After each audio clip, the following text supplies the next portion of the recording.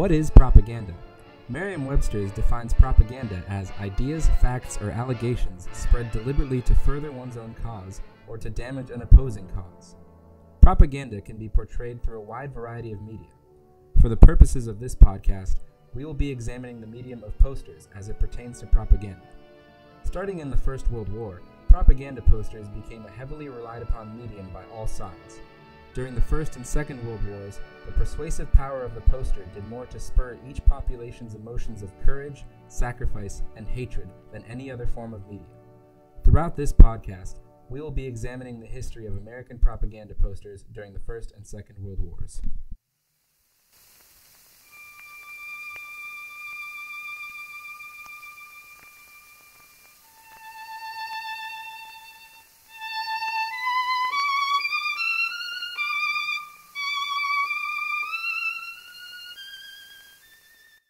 Propaganda posters of World War I generally convey three broad themes. First is the theme of patriotism. Nationalism was a driving force behind many European powers, and the United States was no different. Posters appealed to Americans' patriotism by displaying proud images of America's fighting men, often using red, white, and blue, and the stars and stripes. One example of this is the iconic image of Uncle Sam, drawn by James Montgomery Flagg. Flagg was one of the most prolific propaganda artists, responsible for over 40 posters throughout both World Wars. Uncle Sam was an American take off of a British poster featuring Prime Minister Lord Kitchener. Uncle Sam himself was modeled after what Flagg thought that he himself would look like in his old age. The second theme is emotional appeal. Many artists sought to tug on America's heartstrings and garner sympathy for the cause. Images of dead and dying people or damsels in distress made Americans sad and angry and willing to fight the war. Perhaps the most famous example of emotional appeal during World War I is Fred Spear's poster titled simply "Enlist."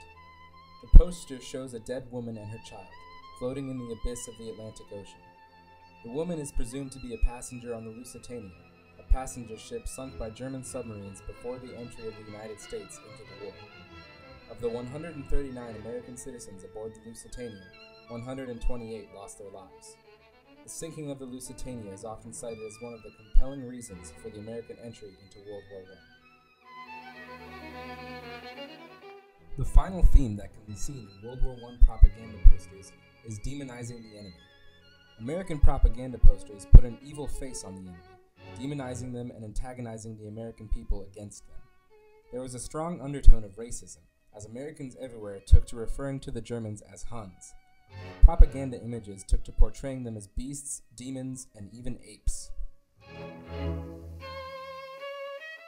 In this drawing by James Montgomery Flagg, we can see his character Uncle Sam pitched in hand-to-hand combat with some form of monster or demon. Most propaganda of World War I denoted Germans, or images meant to represent Germans, with their distinct Pickelhaube spiked helmet. The propaganda of World War I provided a good trial run for American propaganda artists, setting the stage for World War II. In fact, many posters were even reused during the Second World War.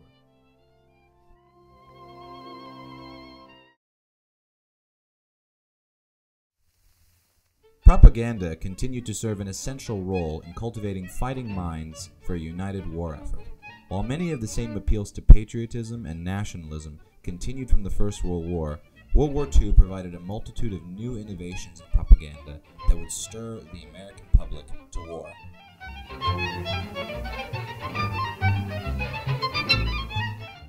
One of the central innovations was the appeal to specific sectors of society.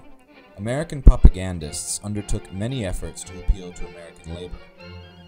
The United States attempted to paint American labor as an army of its own, a well-disciplined unit that would support fighting men abroad. The United Forces of Labor would support and work together with the armed forces to achieve absolute victory.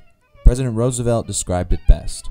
Our soldiers and sailors are members of well-disciplined units, but they are still and forever individuals, free individuals. They are farmers and workers, businessmen, professional men, artists, clerks.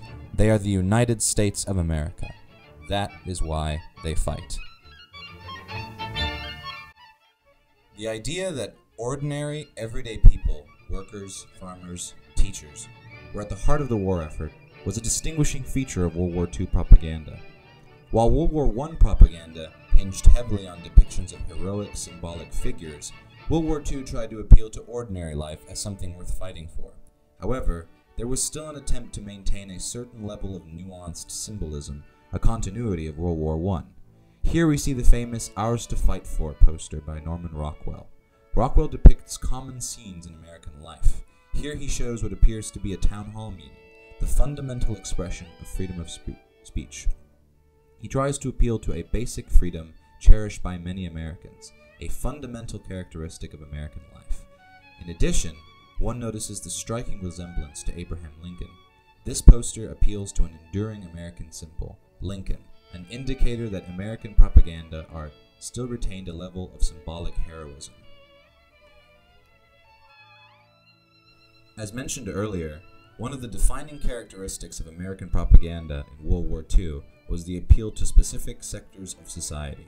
But one of the most important innovations done was the appeal to new sectors of society that had previously been ignored or whose role in war efforts was often minimal or constrained.